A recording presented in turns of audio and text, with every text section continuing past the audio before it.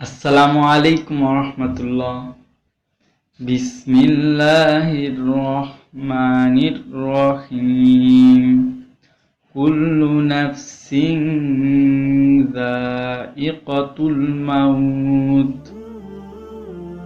প্রত্যেক প্রাণীকে মৃত্যুর স্বাদ গ্রহণ করতে হবে।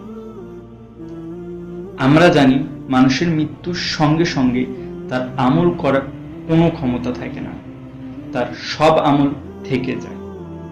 কিন্তু এমন কিছু আমল রয়েছে যা দুনিয়ার জীবনে করলে মৃত্যুর পরে মৃত ব্যক্তি কবরেও সেই আমলের সওয়াব পেতে থাকে।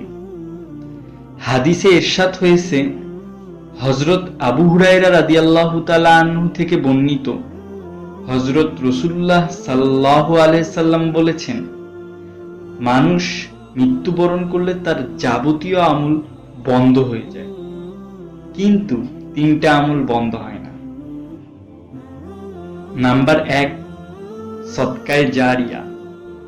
নাম্বার 2, এমন জ্ঞান বা ইলম যার দ্বারা উপকৃত হওয়া যায়।